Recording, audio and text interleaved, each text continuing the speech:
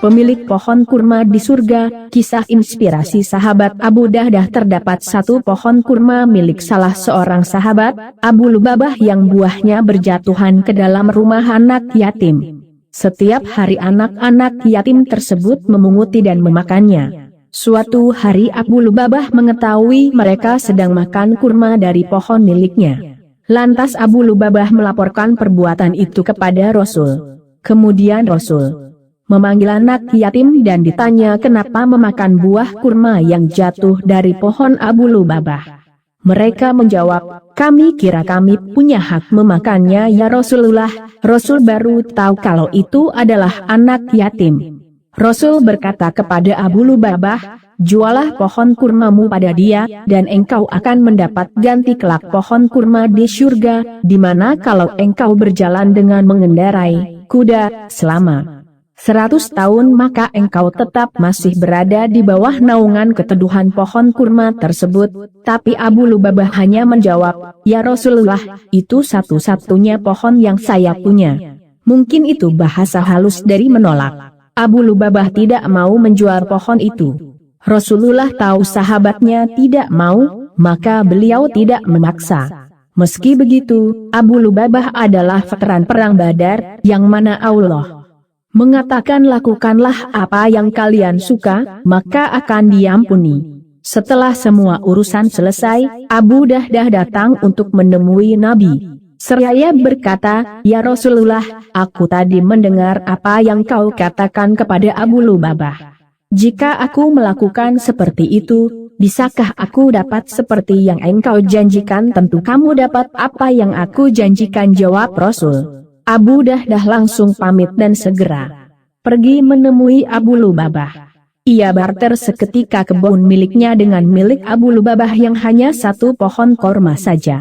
Padahal kebun Abu Dahdah terkenal di Madinah dengan kebun yang bagus. Di dalamnya terdapat 600 pohon korma. Tak hanya itu, terdapat mata air yang jernih dan mengalir terus-menerus. Ada pula di dalamnya rumah yang biasa dihuni. Kebun inilah yang paling subur dan memiliki kualitas buah yang paling baik di Madinah. Setelah transaksi barter deal dengan disetujui kedua belah pihak, Abu Dahdah kemudian mendatangi rumah anak yatim yang berdekatan dengan satu pohon kurma dan saat itu telah menjadi miliknya. Ia menemui anak yatim dan berkata, wahai anak-anakku, sekarang pohon ini milik kalian. Makanlah sesuka kalian kapanpun. Selanjutnya Abu Dahdah mendatangi kebun miliknya yang sudah berpindah kepemilikan. Di sana ada anak dan istrinya yang sedang menikmati buah kurma yang berjatuhan. Abu Dahdah menyeru mereka, keluarlah wahai anak dan istriku. Istrinya bertanya, kenapa wahai Abu Dahdah? Kebun ini sudah aku jual, balas sang suami. Kepada siapa engkau menjualnya wahai Abu Dahdah? Tanya istrinya penasaran. Aku menjualnya kepada Allah. Allah ganti kebun ini dengan yang lebih baik daripada dunia. Istrinya menjawab, itu baru untung wahai Abu Dahdah, itu baru untung.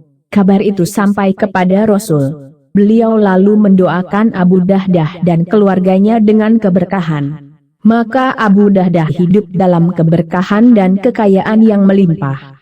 Ia rela mengganti kebun yang dilihat dari segi dunia sangat prospek untuk meraup keuntungan besar. Abu Dahdah tidak berpikir panjang bagaimana nanti menghidupi keluarganya jika kebun diberikan cuma-cuma kepada orang lain.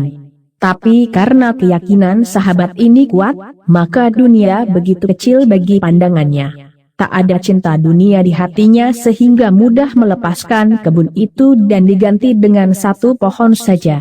Abu Dahdah yakin bahwa perantara ia dan keluarga bisa makan bukan saja dari kebun itu. Dan ia juga yakin bahwa Allah tak mungkin menelantarkan hambanya yang bertransaksi jual beli kepada sang pemberi rezeki. akan selalu ada pintu rezeki jika keyakinan kepadanya tinggi dan tak pernah putus demi menolong orang lain. Kisah sahabat Rasul Abu Dahdah dan Abu Lubabah.